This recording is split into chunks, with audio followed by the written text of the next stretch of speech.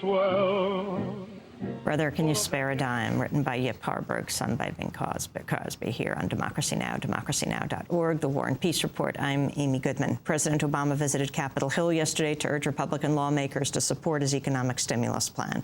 The House is scheduled to vote tonight on the $825 billion proposal aimed at creating 4 million jobs and giving individuals and businesses an infusion of cash. Obama devoted nearly 3 hours to separate closed-door meetings with House and Senate Republicans, but many GOP lawmakers remain unconvinced. The bill is expected to pass in the House today with a vote largely along party lines. The Senate's expected to consider a separate bill next week. Obama's trip to Capitol Hill came on the heels of major U.S. companies announcing plans to cut more than 75,000 jobs Monday, hitting almost every corner of the labor market. Meanwhile, the Senate confirmed Tim Geithner as Treasury Secretary this week by a 60-34 vote. 30 Republicans voted against Geithner, along with Republican senators Democratic senators Russ Feingold, Tom Harkin, Robert Byrd, and independent Bernie Sanders. Senator Sanders joins us now from D.C., independent U.S. Senator from Vermont, elected to the Senate in 2006 after serving 16 years in the House. He's the longest-serving independent member of Congress in American history. We welcome you to Democracy Now!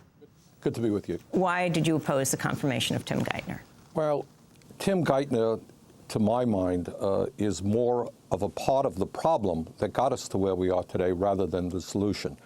Geithner was actively involved in the Clinton administration in terms of the deregulatory efforts. When he was head of the New York Fed, he was there when Citicorp and other groups made very, very reckless business decisions and really did not raise the red flag that had to be raised. So I happen to think that Obama is off to a very good start, with one exception. I worry very much about the Treasury Department and the continuation of policies which in many ways got us to where we are today. Bottom line here is Wall Street has done a terrible, terrible disservice, to say the least, to the American people. Their greed, their recklessness, their illegal behavior is causing suffering for tens of millions of people all over our country today, putting us on the verge of a depression. We need a very deep investigation, and we need to hold those people, those crooks, those people who just were incredibly greedy and reckless. We need to hold them accountable. I am afraid that Geithner was more a part of that problem than the solution, so I voted against it for that reason. Did you meet with President Obama yesterday when he came to the Hill? No, he met with the Republicans. Larry Summers, the chief economic advisor. Well, Larry I've known Larry for many, many years, but Larry also worked under Bob Rubin, and that whole, when we talk about where we got to where we are today, it is absolutely appropriate to cast a lot of the blame on Alan Greenspan. Certainly, Phil Gramm, certainly the Bush administration has been horrendous in terms of their deregulatory fever, their belief that if we just give these guys on Wall Street, whose whole life is based on greed, we take away all regulations, that somehow or another they're going to do the right thing and create prosperity for all Americans. I think you got to be pretty off the wall to believe that. But I have to say, it was not just Alan Greenspan and Phil Gramm and George Bush who held that view. There were a number of people in the Clinton administration who held that view as well. So I have had some concerns, and that's why I voted against Geithner, about the appointments that President Obama has made in that area. The stimulus package, the House voting on it now, the Senate will get it in a few days. Well, this, I think, is a very bold act on the part of President Obama. It is going to be somewhere around $900 billion. I'm not going to tell you that I agree with every single line of it. But bottom line, the goal that we have right now is to prevent this country moving from a deep recession into a depression, which will take us years to get out of. So I think that investing in the unmet needs of America, it's not only our physical infrastructure, our bridges, our roads, our water systems, which have been neglected for so many years. If we invest in rebuilding that infrastructure, our rail system, transit, we can create millions of jobs. But in addition to that, where President Obama has been very clear and very strong, he understands that the potential for enormous job growth over the next decade lies in breaking our dependency on foreign oil and fossil fuels, dealing with the greenhouse gas emission crisis and global warming, moving us to energy efficiency and sustainable energy.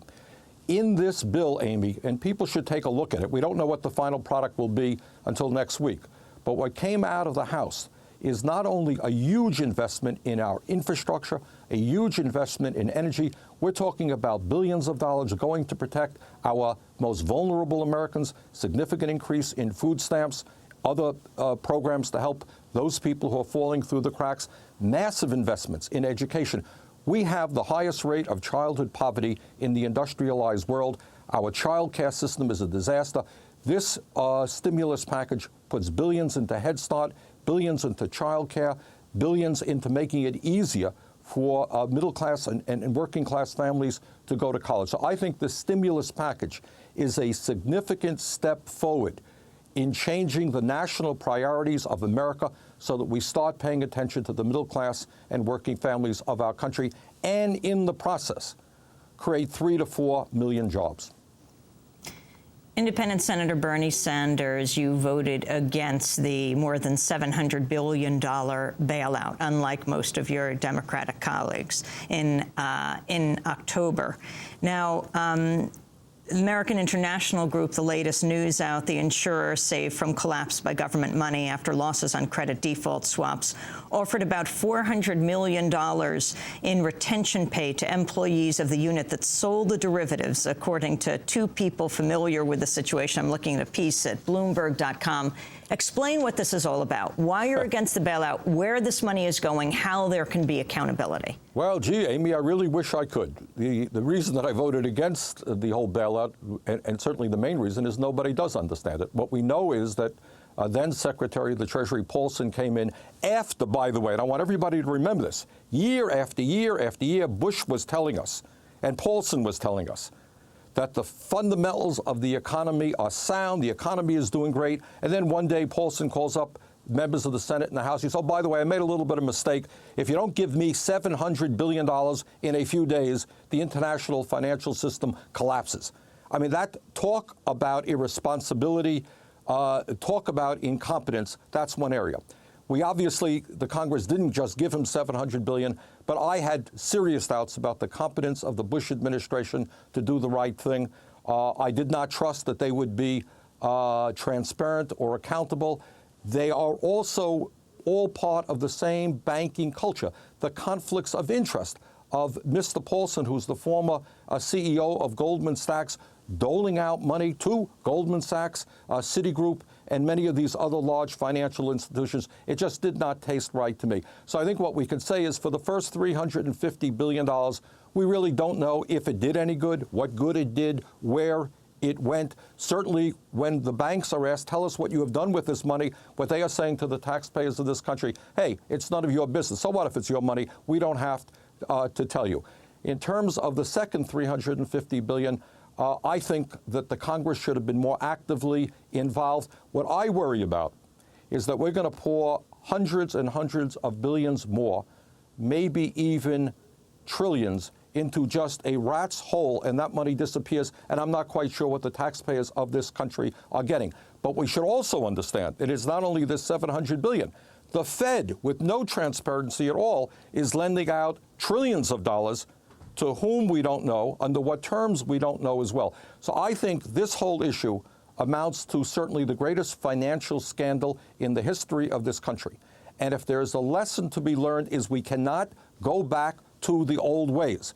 We cannot deal with too big to fail. If it is too big to fail, if an institution is so big that it takes down the economy, let's break it up right now so we're never placed in this position at all. Clearly, in terms of these exotic financial instruments, these derivatives, these credit default swaps, we have not only got to regulate that stuff, we have got to make sure that these things are just not allowed to continue. Tax Code 382, can you explain what it is? What are the taxpayers losing? How did it get passed? Well, just as another example, in the midst of all of this, then Secretary of the Treasury Paulson said, oh, by the way, I think I will change tax law, and I will make it easier for large banks like Wells Fargo to absorb the losses and gain a tax break by swallowing up a smaller a bank, in this case, Winovia. And it seems he did this from where I am sitting, with no legal basis at all. You just don't change law. As a matter of fact, in the House stimulus package, that provision has now, what Paulson did has now been rescinded, and we think that will happen in the Senate as well. But the bottom line here, this is $140 billion tax breaks for large banks like Wells Fargo, who are swallowing up smaller banks like Wachovia. And that's obviously not something that the Secretary of Treasury, in my view, had the legal right to do.